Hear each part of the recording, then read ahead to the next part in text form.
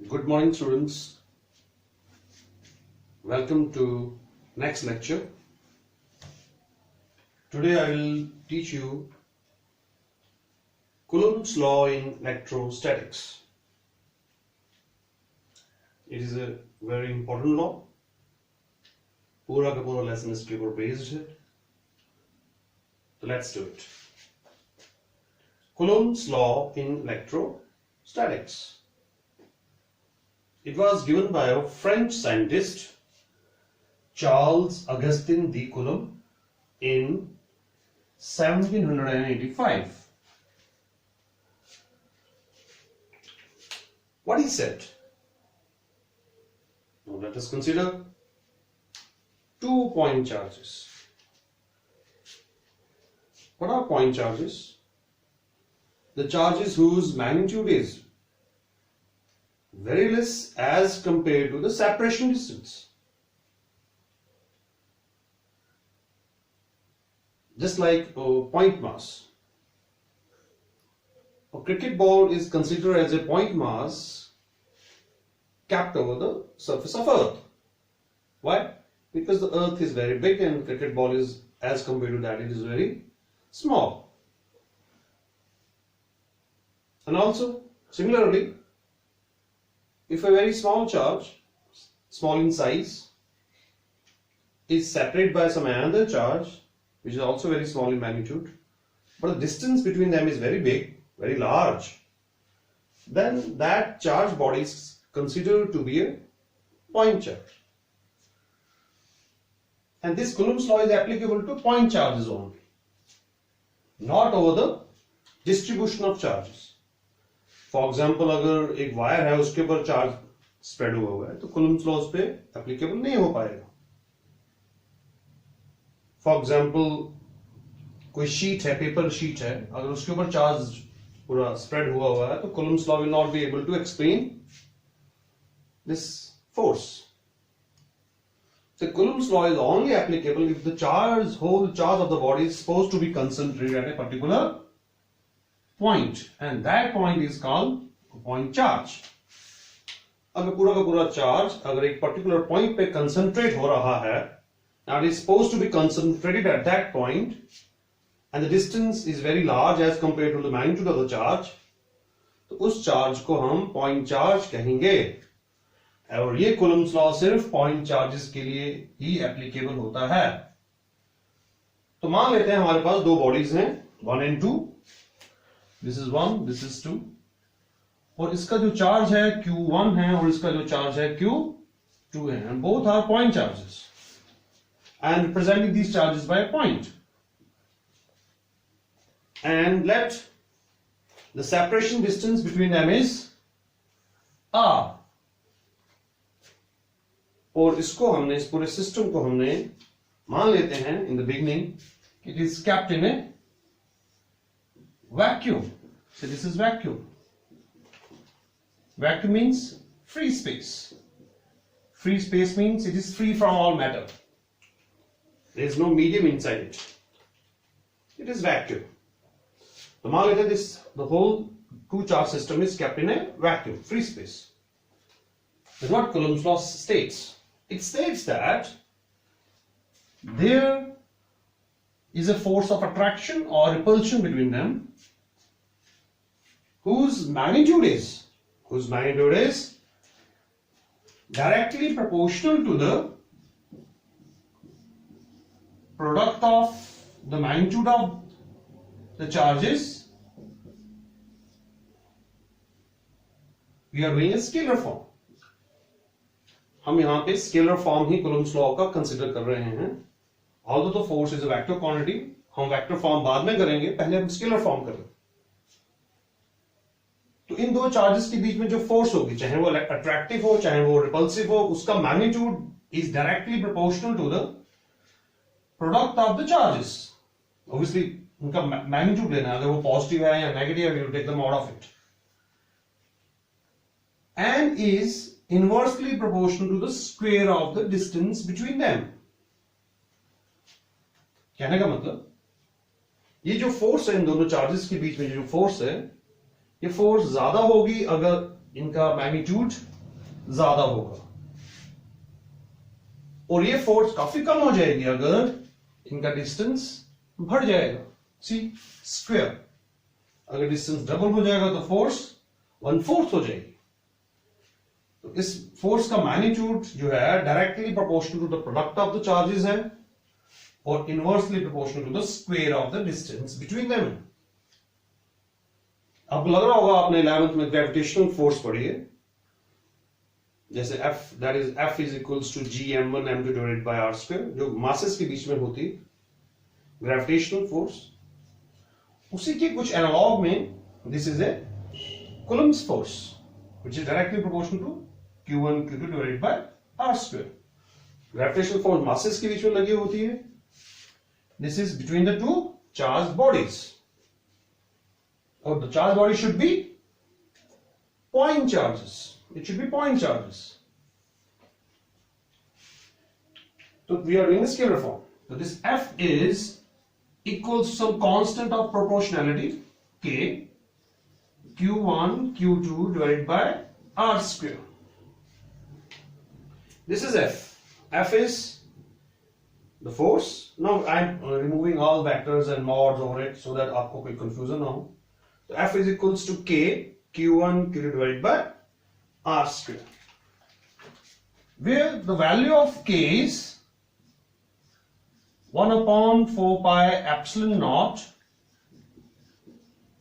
in SI systems.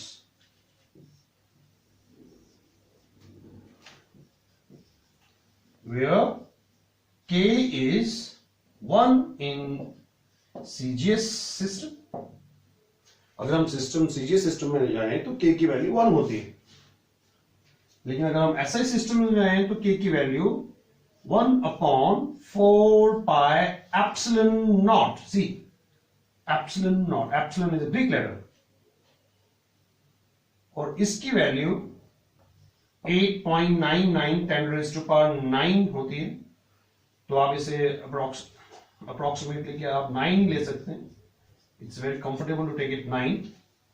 इसकी value 9 into 10⁻⁹ होती है और यूनिट्स इसकी न्यूटन। सी इट इज के। अगर के की वैल्यू 9 into 10⁻⁹ है तो इसकी यूनिट्स क्या होंगी? न्यूटन। फोर्स की यूनिट न्यूटन होती है। डिस्टेंस की एसआई में मीटर होती है, न्यूटन मीटर स्क्वायर। और चार्ज की एसआई यूनिट्स कूलम होती है, तो coulomb -2। This is the value of के इन एसआईज। तो एसआई में जो के की वैल्यू होती है वो 9 into 10⁻⁹ newton metre square coulomb -2 होती है। तो see once again, what is this? What is this? This is a Greek letter epsilon.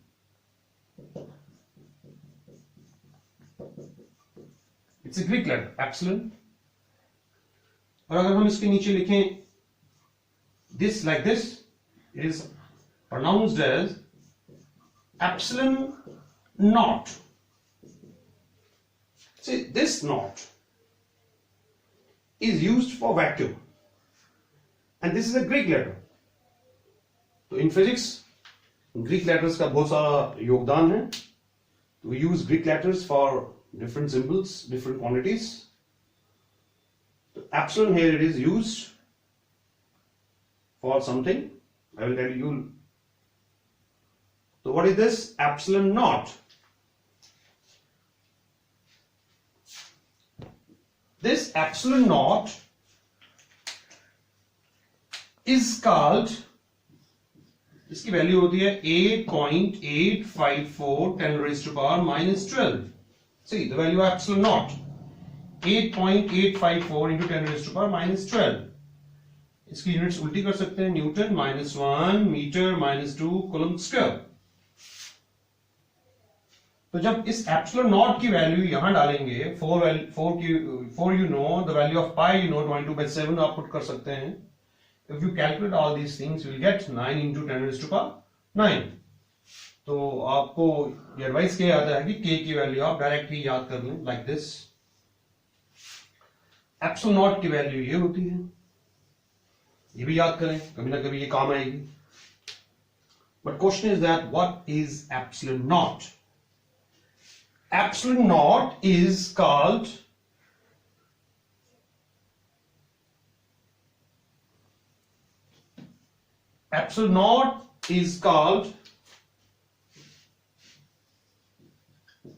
absolute electrical permittivity of free space. What is this? Please wait. Let's explain this thing whole. Then I will take epsilon naught, dielectric constant and other things. See once again. अगर दो charges, point charges Q1, Q2 separate by distance r हो तो उनके बीच में जो force होती है उसका मैग्नीट्यूड जो होता है वो directly proportional to the product of the charges होता है और inversely to the square of the distance between them. अगर चार्जेस बढ़ेंगे तो फोर्स काफी बढ़ेगी. अगर चार्जेस के बीच का डिस्टेंस बढ़ेगा तो फोर्स 1 बाय स्क्वायर में कम होती है. And F equals to K, Q1, Q2 divided by R square. K is a constant of proportionality, जिसकी वैल्यू 1 होती है CGS सिस्टम में, लेकिन we are here doing in SI systems. तो K की वैल्यू SI सिस्टम से 1/4 पाई एप्सिलॉन नॉट होती है, जिसकी वैल्यू 9 × 10⁹ न्यूटन मीटर स्क्वायर कूलम -2 होती है. Where this epsilon naught, this is called epsilon, it's a Greek letter, and this is naught. Naught is used for vacuum. This is epsilon naught. This epsilon naught is equals to 8.854 into 10⁻⁻12. इसकी उल्टी units newton -1 metre -2 coulomb square. What is this called? This is called absolute electrical permittivity of free space. What is this? Now I will take it. Absolute electrical permittivity of free space. This is epsilon naught, 8.854 10⁻⁻12 Newton -2.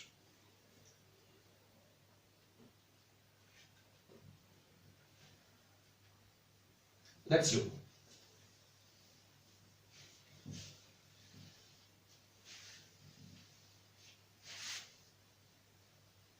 Before taking dielectric constant and all these things, let us consider this as an equation, say for example A. What is the medium here? The vacuum. Now Coulomb's law. अगर हम Coulomb's law में if medium is replaced by some dielectric substance in dielectric medium, Coulomb's law in dielectric medium. Again we are doing a scalar form, but अगर हम इस vacuum को replace कर दें, let's replace this vacuum and put some dielectric medium. Dielectric medium हमारे पास बहुत सारे हैं. सबसे पहले तो एयर ये dielectric medium है, but एयर और वैक्यूम में थोड़ा ही फर्क है. Then हमारे पास बहुत सारे हैं, Teflon, polystyrene, mica, glass slab, paper, graphite, diamond, water, viscera. So many dielectric mediums are there. तो मान लेते हैं इसमें हमने कोई dielectric medium डाल दिया है. मैंने बताया है what is dielectric substances.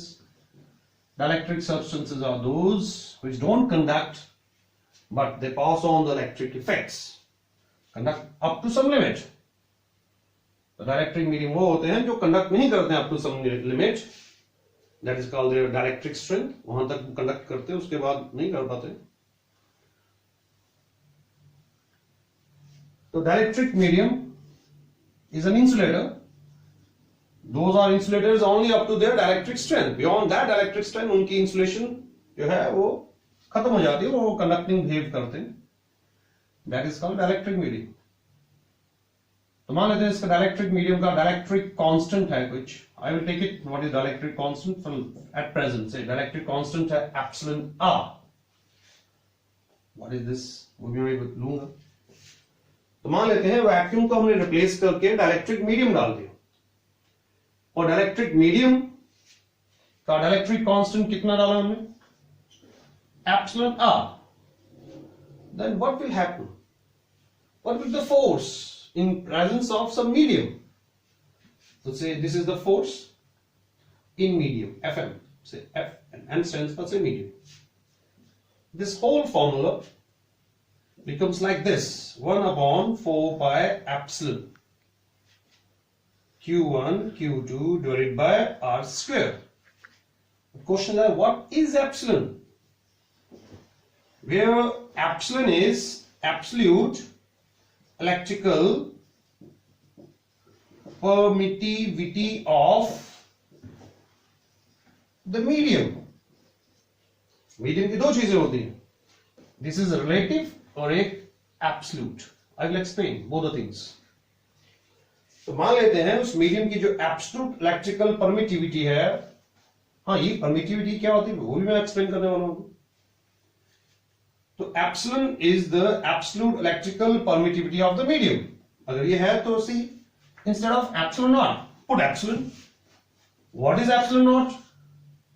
Absolute electrical permittivity of vacuum, free space. Naught stands for free space. तो अगर free space नहीं है कोई medium है तो okay, no problem, put a medium. Epsilon, what is this? Absolute electrical permittivity of a medium. तो medium की value डाल दो. This is the formula. Later on, I can prove it. This is epsilon naught epsilon r. Q1 Q2 divided by R square. This is the force in medium. इसका मतलब आपको यहां समझ में आ रहा होगा कि instead of epsilon here I have written epsilon की जगह मैंने क्या लिखा है? Epsilon naught epsilon r. I will explain it now. So see, in the medium, the formula becomes 1 by 4 pi epsilon. Instead of epsilon naught, what we have written? Epsilon. Absolute electrical permittivity of medium. What is this epsilon? Epsilon is equals to epsilon naught into epsilon r. Epsilon की जगह हमने epsilon naught into epsilon r लिख दिया. What is epsilon naught? Absolute electrical permittivity of vacuum. What is epsilon? Absolute electrical permittivity of a medium. This is relative. This is dielectric constant. तो इससे हमारा formula क्या बनेगा? अगर हम देखें तो what is epsilon r now? Epsilon r is equals to epsilon upon epsilon naught. See the formula. Don't worry, I will take it now. तो see, अगर हम इसको इतना सा पोर्शन देखें, सिर्फ इतना अगर हम इसको छोड़ दें, see this much. What is this? Using equation A, what do you get? Fm equals to F upon epsilon r. What is F? The force in vacuum. Here it is. What is Fm? The force in the medium. तो इतना portion जो देख रहे हैं, this is force in vacuum. Fm equals to F upon epsilon r. So these are the two important formulas. One is A. Someone can do this also B, but I consider this is better. So in future also, अगर आपको कोई भी formula मिले, vacuum में अगर epsilon not लिखा है, तो मीडियम में आप यहां तो there are two options. Medium में या तो एप्सिलॉन लिख लें या उस एप्सिलॉन नॉट के साथ ही एप्सिलॉन आर को मल्टीप्लाई कर दें. Both have their own importance. In most of the cases, dielectric constant is given, so therefore this is more preferable than this. तो कहीं भी अगर वैक्यूम के लिए वो फॉर्मूला अगर एप्सिलॉन नॉट डिनोमिनेटर में है, तो मीडियम के लिए वही फॉर्मूला क्रिएट हो जाएगा और डिनोमिनेटर में उसके साथ एप्सिलॉन आर मल्टीप्लाई कर देना. What is epsilon r? The dielectric constant. Now see, for example epsilon r जो होता है वाटर के लिए 81 होता है. 80, 80.6 और 81, 80 लगा लो, चलो comfortably you can solve it. इसका मतलब force in water is force in vacuum divide by 80. It means water में जो फोर्स होगी, किसके बीच में फोर्स, वाटर H2O में अगर हम डाल दें NaCl, वाटर में हमने क्या डाला है, फॉर एग्जाम्पल NaCl. पहले NaCl जो था पानी में नहीं था, ड्राई था, तो उसके बीच में obviously Na is positive, Cl is negative, तो उनके बीच में इलेक्ट्रोस्टैटिक फोर्स ऑफ अट्रैक्शन होगी, एक दूसरे को खींचेंगे. मान लेते हैं वो वैक्यूम में है, तो उसके बीच में फोर्स कितनी होगी, इतनी होगी. लेकिन हमने इस NaCl को पानी में डाल दिया, डिस्टिल वाटर में डाल दिया और खोल दिया. आप पाएंगे कि पानी में डालते ही NaCl breaks into Na positive and Cl negative, ionization हो जाती है उसकी, अपने आप ही हो जाती है, आपको इलेक्ट्रिक करंट पास करने की भी जरूरत नहीं है. व्हाई? क्योंकि water is a dielectric medium जिसकी डाइलेक्ट्रिक कांस्टेंट कितना 80 है. तो जब हम NaCl को पानी में डालेंगे तो what is the force between Na and Cl? See the attractive force between NaCl जो कि पहले F थी, अब कितनी हो जाएगी, F डिवाइडेड बाय 80 हो जाएगी. इसका मतलब इनके बीच में जो force of electrostatic force of attraction है वो 80 टाइम्स 1/80 टाइम्स हो जाएगी, कम हो जाएगी. और इतनी कम हो जाएगी कि ये पानी में डालते ही अपने आप इनमें आयनाइजेशन प्रोड्यूस हो जाएगी और Na पॉजिटिव और Cl नेगेटिव आयंस खुद ही बन जाएंगे. This is what I want to say. The force in a medium decreases. Force in a medium decreases. In this way, I want to explain you the force is maximum when the charges are in vacuum and it decreases when they are in medium. Fm equals to F by epsilon r. क्योंकि जब आप table देखेंगे epsilon r का, you will find epsilon r की value हमेशा ही 1 से ज्यादा ही होती है. 1 वैक्यूम के लिए है और बाकी सब 1 से ज्यादा है. इसका मतलब आप कभी भी कोई भी मीडियम लेंगे, इलेक्ट्रिक मीडियम, उसमें जो भी फोर्स होगी मीडियम में चार्जेस के बीच में वो हमेशा कम ही होगी एज कंपेयर टू वैक्यूम. तो this is Coulomb's law. This is Coulomb's law in vacuum. 1/4 pi epsilon naught q1 q divide by r square. Epsilon not की वैल्यू ये होती है और इस पूरे की वैल्यू 9 × 10⁹ होती है. Epsilon not is called absolute electrical permittivity of free space. इसकी वैल्यू 8.854 10⁻⁻12 होती है. अगर हम इस वैक्यूम को रिप्लेस कर दें, वैक्यूम को रिप्लेस करके कोई मीडियम डाल दें, मीडियम के हमारे पास दो चीजें होती हैं, या तो उसकी एब्सोल्यूट इलेक्ट्रिकल परमिटिविटी या उसका डाइलेक्ट्रिक कांस्टेंट. दोनों तरीके से कर सकते हैं.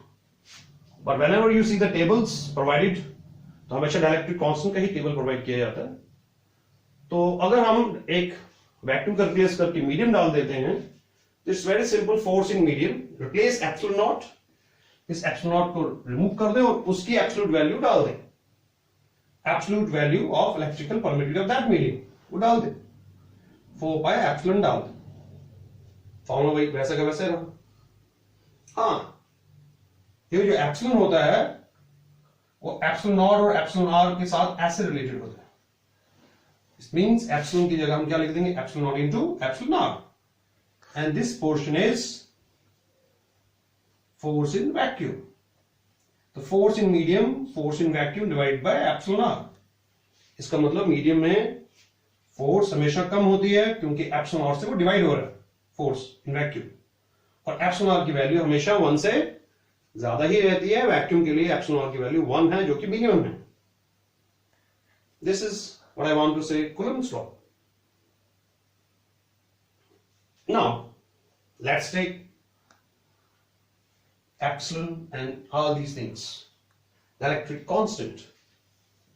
Now what is dielectric constant? Dielectric constant क्या चीज है एक मीडियम का? What is a dielectric medium? The dielectric substance is an insulator which pass on the electric effects without being conducting. बिना कंडक्ट किए वो अपने इलेक्ट्रिक इफेक्ट्स को पास ऑन कर देते हैं. ऑल्दो ये समझ में तो बाद में आएगा जब मैं आपको पोलराइजेशन और इलेक्ट्रिक फील्ड के बारे में बताऊंगा, फिर भी I am trying my best to do it. Say dielectric constant, see ये जो डाइलेक्ट्रिक कांस्टेंट टॉपिक है, इट्स वेरी इंपॉर्टेंट टॉपिक, और कुछ बच्चे इसमें कंफ्यूज भी हो जाते हैं. डाइलेक्ट्रिक कांस्टेंट, जिसको हम relative electrical permittivity of the medium भी कहते हैं.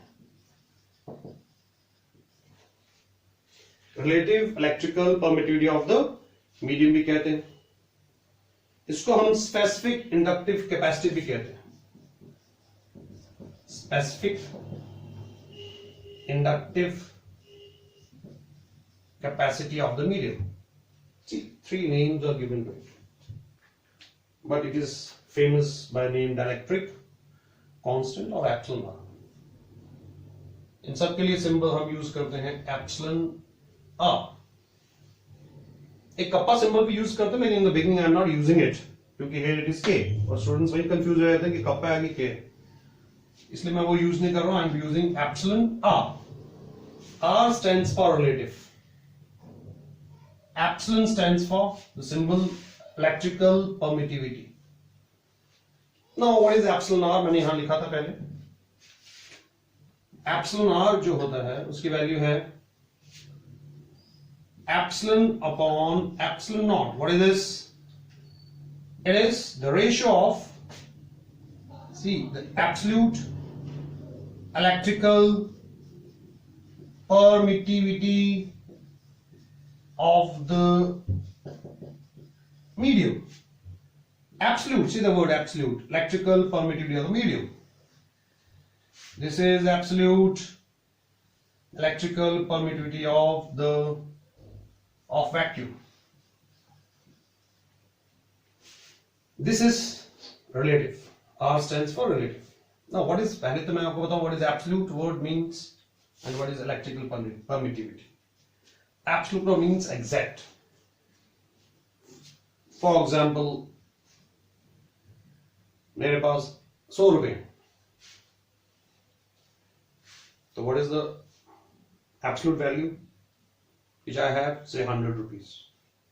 किसी दूसरे के पास 60 rupees है, तो उसकी absolute value कितनी होगी मनी के हिसाब से? 60 rupees. That is absolute. My value is 100. His value is 60. Now, what is the ratio between them? That is 100 upon 60 or 60 upon 100, whatever you want to say. That is called relative. तो मेरे पास एक absolute value है, उसकी भी कोई absolute value. अगर हम इन दोनों एब्सोल्यूट वैल्यू को आपस में या किसी थर्ड पर्सन से कंपेयर करेंगे, that is called relative. So every medium has its own absolute value. And that is called absolute electrical permittivity of the medium. और उसको हम वैक्यूम के साथ जब कंपेयर करते हैं तो that is called absolute relative electrical permittivity. That is called dielectric constant. तो हर मीडियम को हम उसकी इलेक्ट्रिकल परमिटिविटी वैक्यूम के साथ कंपेयर करते हैं. तो this is relative. Absolute means absolute. Electrical permittivity. Now see the word electrical permittivity of the medium. What does it mean, electrical permittivity? Electrical permittivity means कि ये इलेक्ट्रिक इफेक्ट्स को कितना पास करता है. इलेक्ट्रिकल इफेक्ट्स को कितना पास करता है कोई डाइलेक्ट्रिक मीडियम.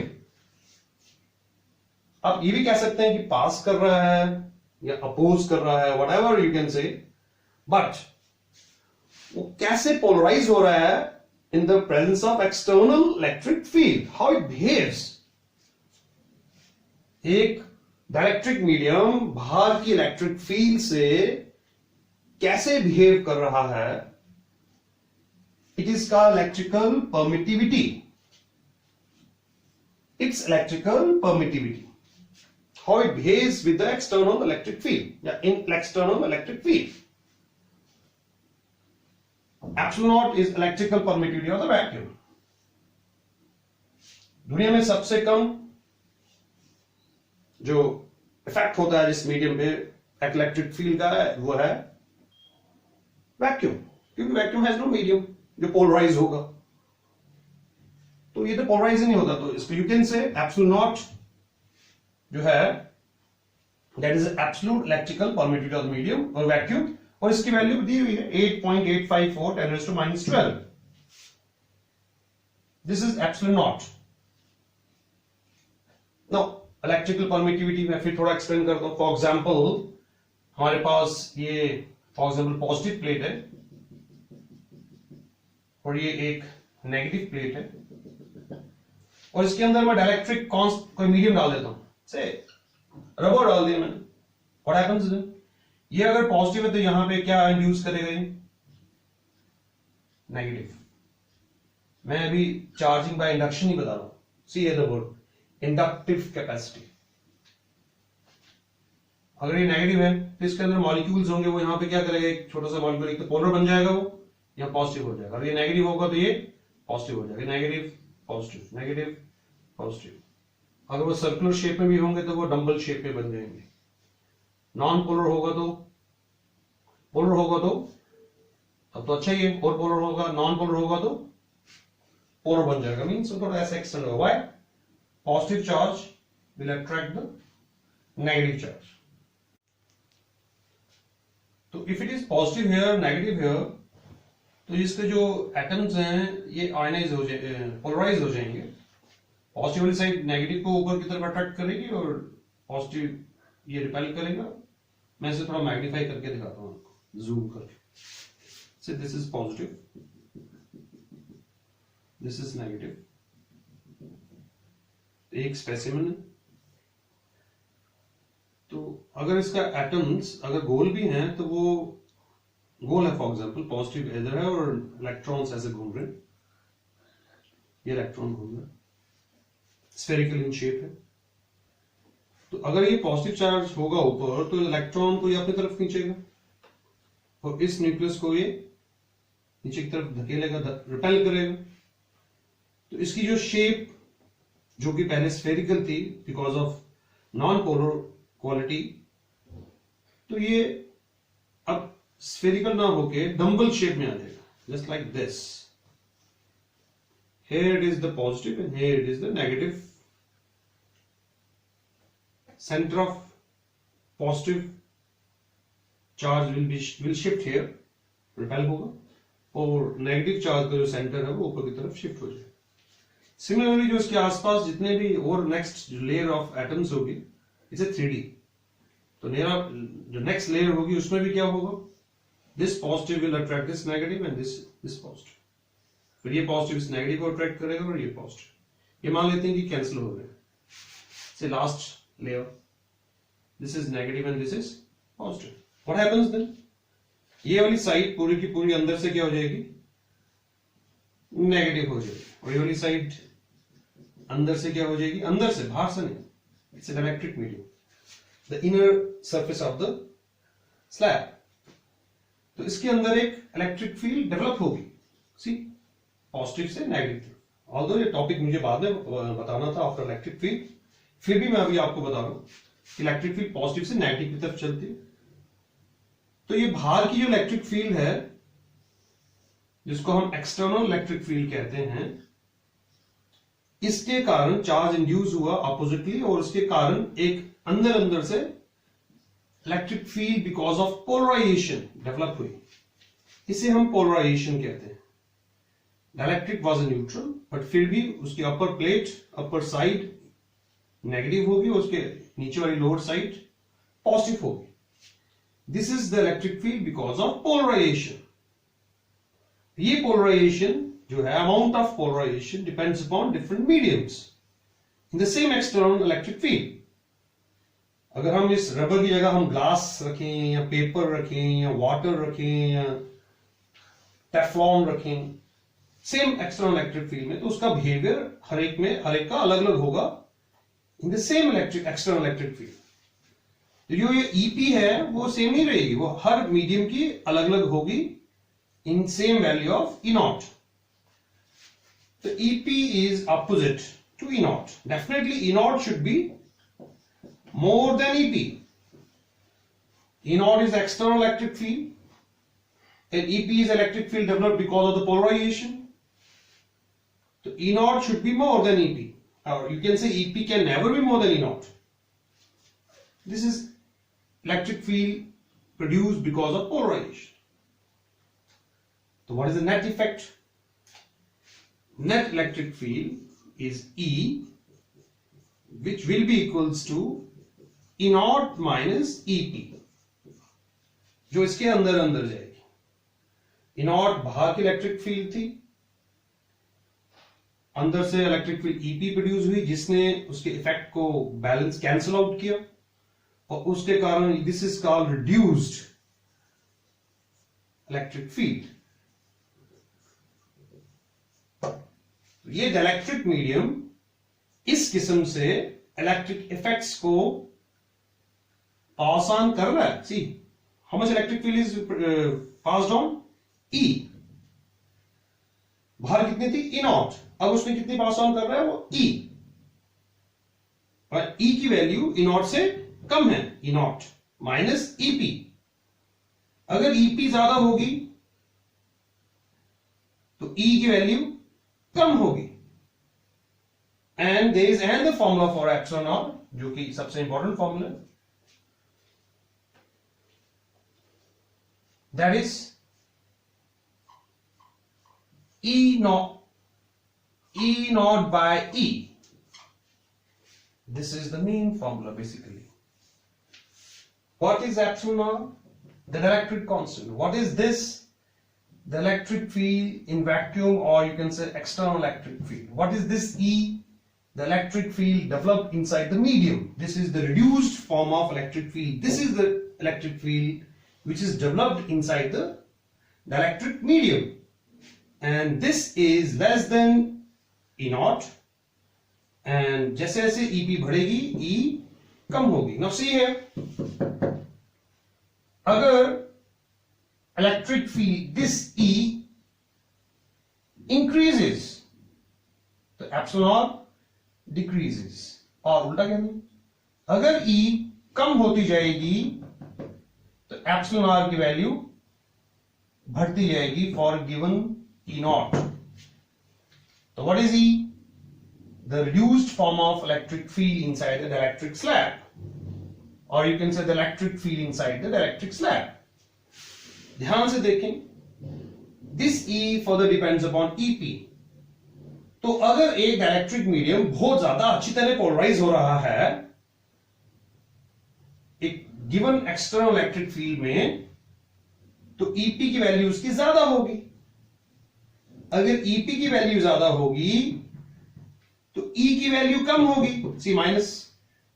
अगर E की वैल्यू कम होगी तो एप्सिलॉन आर की वैल्यू ज्यादा होगी. इसका मतलब एप्सिलॉन आर, और यू कैन से इलेक्ट्रिक कांस्टेंट, जिसको हम रिलेटिव ये सब कुछ कहते हैं, ये बेसिकली क्या बता रहा है? हाउ कंफर्टेबली और how easily and how you can से easily a specimen or electric slab is polarized in external electric field. अगर वो ज्यादा पोलराइज हो रही है तो EP ज्यादा होगी, EP ज्यादा होगी तो E कम होगी, E की वैल्यू कम होगी तो एप्सिलॉन R ज्यादा होगा. सीधा आई मीन टू से if epsilon R is more, EP is also more. तो वो मीडियम जिसके इलेक्ट्रिक कांस्टेंट की वैल्यू ज्यादा है वो ज्यादा आराम से और इजीली और कंफर्टेबली पोलराइज होता है. वो ज्यादा पोलराइज होता है तो उसमें वैल्यू पोलराइजिंग फील्ड अगेंस्ट होती है एक्सटर्नल इलेक्ट्रिक फील्ड, तो उसकी वैल्यू रिड्यूस्ड इलेक्ट्रिक फील्ड की कम हो जाती है और एप्सिलॉन आर की वैल्यू ज्यादा हो जाती है. This is the concept behind the electric constant. तो electric constant is the relative electrical permittivity of the medium with respect to vacuum. तो वैक्यूम के रिस्पेक्ट में हम किसी मीडियम को कंपेयर करते हैं, that is called electric constant. So see, this is the formula mean. This is also a mean formula, and this formula is derived from polarization. Now I will give you the values of the electric constant of some materials. The electric constant of vacuum is 1. The electric constant of just to see which one is easily which one can easily polarize. See here, for vacuum, epsilon the vacuum के लिए 1 होता है, A के 1.0006 होता है. फिर paper के लिए you can say it is 1.4, Teflon के लिए it is 2.1, फिर माइका के लिए it is 3 to 6, फिर आप रबर के लिए ले सकते हैं, मैंने रबर का एग्जांपल लिया था, it is about 7, फिर आप डायमंड के लिए ले सकते हैं, diamond, see it's diamond means different types of diamonds are there, 5.5 to 10, अगर फ्रैक्टनेस थोड़ा वेरी कर सकता है, 5.5 to 10. हाँ, ग्लास का 3 to 5 रहता है. For graphite it is 10 to 15. For say water it is say 80 point something. This is the value of epsilon r for some mediums, and you should know vacuum is the perfect insulator. Teflon is also a good insulator. There is no direct relation between dielectric constant and conductivity. ऐसा कहना बहुत मुश्किल है कि dielectric constant की अगर value ज्यादा होगी कि वो कंडक्ट कम होगा कि ज्यादा होगा, उसके बीच में कोई डायरेक्ट रिलेशन नहीं है. वैक्यूम के लिए it is 1 and vacuum is the perfect insulator. इसका मतलब ये नहीं है कि आगे वाले जो इंसुलेटर जिनकी वैल्यू ज्यादा हो रही है तो वो अच्छे इंसुलेटर्स नहीं है, ऐसा नहीं.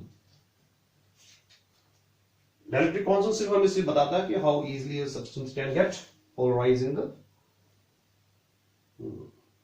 एक्सटर्नल इलेक्ट्रिक फील्ड, और उसके एक्सटर्नल इलेक्ट्रिक फील्ड में उसका क्या इफेक्ट्स हो गए, that is called dielectric constant. And the most important thing is for metals. Metals means conductors. Epsilon r is infinity. This is very important. For metals, अगर इस dielectric slab को remove करके metal डाल दें तो epsilon r की value क्या होती है? इनफाइनाइट, क्योंकि मेटल पहली बात तो पोलराइज ही नहीं होते. And you will find it कि अगर ये मेटल रॉड होगी तो उसके अंदर इलेक्ट्रिक फील्ड 0 होगी, पॉजिटिव, और इसके अंदर से इलेक्ट्रिक फील्ड नहीं जाएगी. शील्डिंग इफेक्ट ये भी बाद में आएगा, but at present for metals the electric constant is infinite, it is not defined. Means अगर दो चार्जेस होंगे तो उनके बीच में जो फोर्स होगी क्या होगी? 0. There will be no force. You can use Coulomb's law.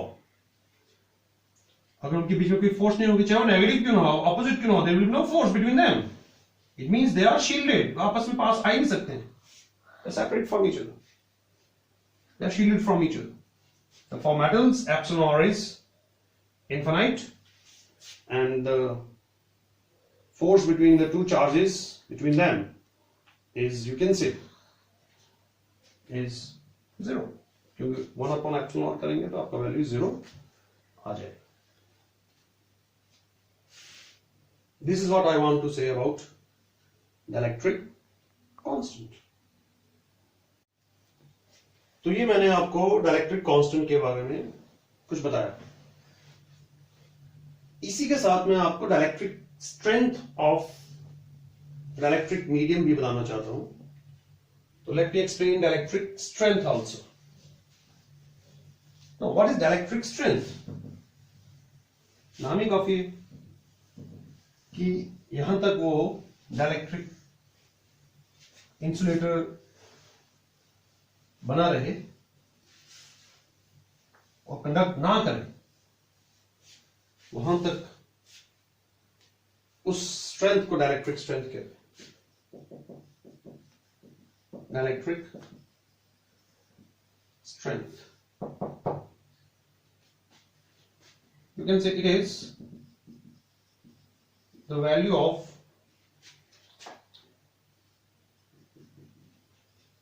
external electric field up to which a dielectric substance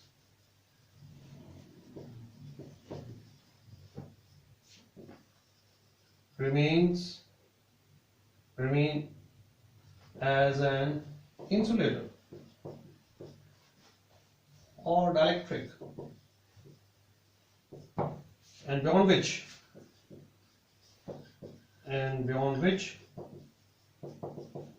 it starts conducting. Dielectric strength वो है electric field, external electric field के ऊपर उससे नापा जाता है। इसकी यूनिट्स होती हैं volt per metre, dielectric strength की।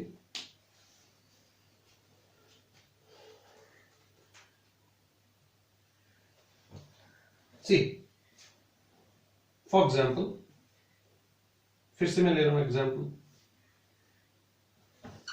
ये एक कोई डायलेक्ट्रिक मीडियम है, ऊपर पॉजिटिवली चार्ज प्लेट लगाई गई, नीचे नेगेटिवली चार्ज प्लेट लगाई गई, और ऑब्वियसली पॉजिटिव से नेगेटिव में एक एक्सटर्नल इलेक्ट्रिक फील्ड डेवलप हो रही है। इस एक्सटर्नल इलेक्ट्रिक फील्ड के कारण क्या डेवलप हो रहा है? ईपी डेवलप हो रहा है, और ईपी और ई नॉट माइनस करेंगे तो इसके नेट क्या आता है? E equals to E not minus EP आता है। लेकिन मैं इसको थोड़ा बताना चाहता हूं। Again I am zooming it,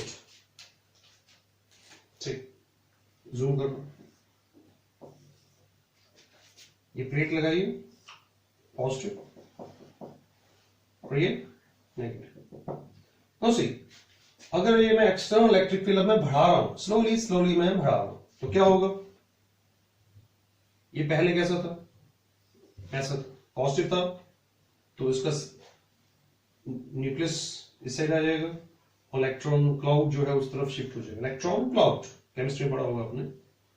इसके नेगेटिव चार्ज की जो पोलैरिटी होगी उस साइड शिफ्ट हो जाएगी थोड़ा सा, और पॉजिटिव की इस साइड शिफ्ट हो जाएगी।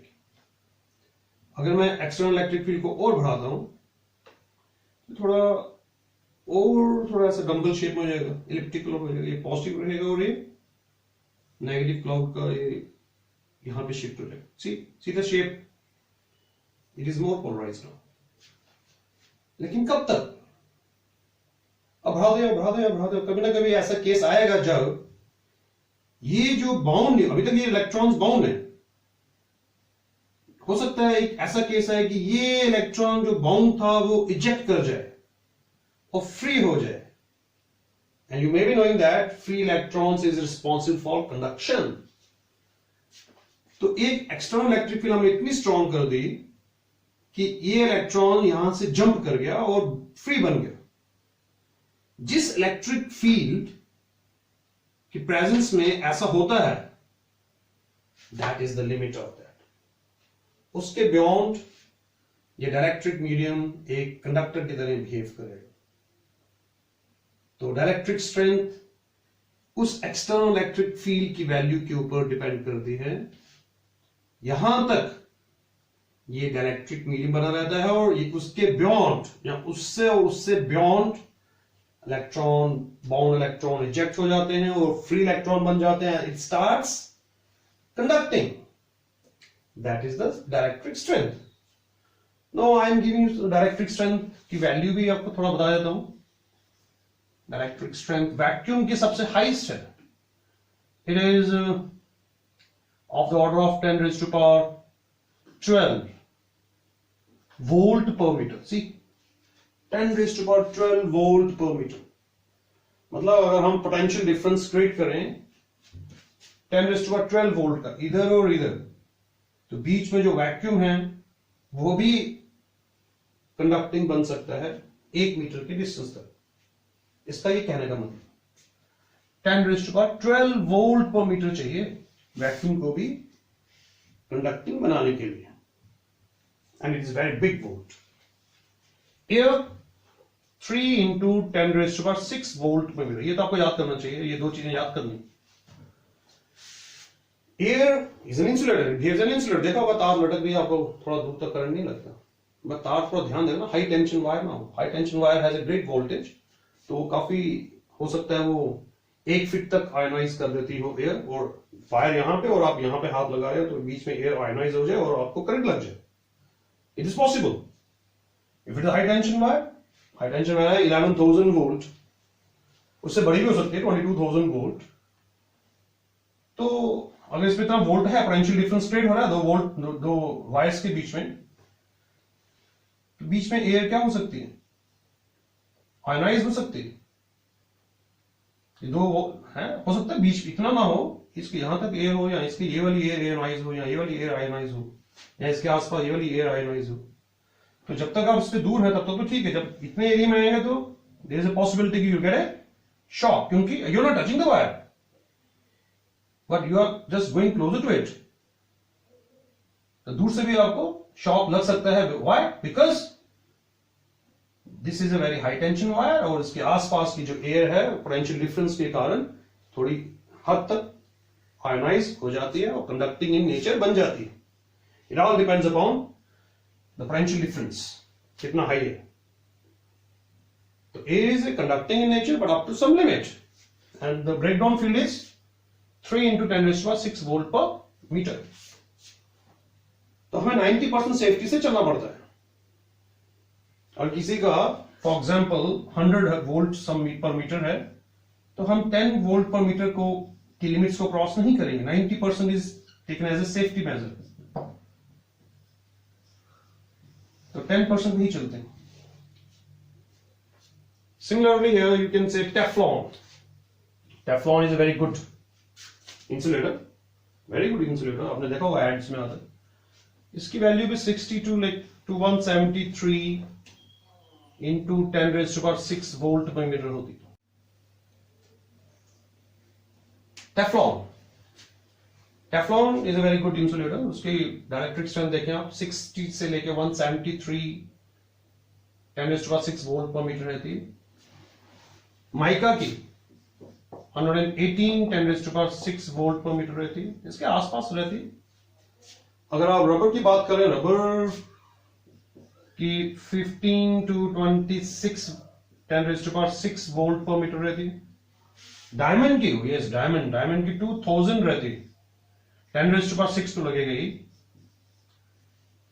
ग्रेफाइट की, वाटर की देख लेते हैं, वाटर की रहती है 65 से लेके 70 into 10⁻6 volt per metre. This is water, graphite की बीच में रहती है। See these are the values of dielectric constant, this is the value of dielectric strength. तो किसी भी इंसुलेटर की स्ट्रेंथ, इंसुलेशन प्रॉपर्टी कि वो कितना देर तक इंसुलेटर रहता है, कहां तक इंसुलेटर रहता है, उसकी डाइलेक्ट्रिक स्ट्रेंथ से नापा जाता है। और इलेक्ट्रिक स्ट्रेंथ सबसे ज्यादा किसकी है? वैक्यूम की है। And you can see Teflon is also very good insulator, better than air. Mica is also good insulator. Rubber is also good. Diamond is also good. But there is no, you can say, a link between dielectric strength and dielectric constant. ये dielectric constant देखो बढ़ रहे हैं, but dielectric strength बढ़ नहीं रही, कभी बढ़ रही है कभी कम हो रही है। तो dielectric strength हमें ये बताती है कहां तक ये इलेक्ट्रिक फील्ड को झेल सकती है और कहां तक ये इंसुलेटर बनी रह सकता है, एक insulating substance. That is called the dielectric strength. तो I have taught you dielectric constant, dielectric strength of an insulator. That's all. That's all for today. Thank you.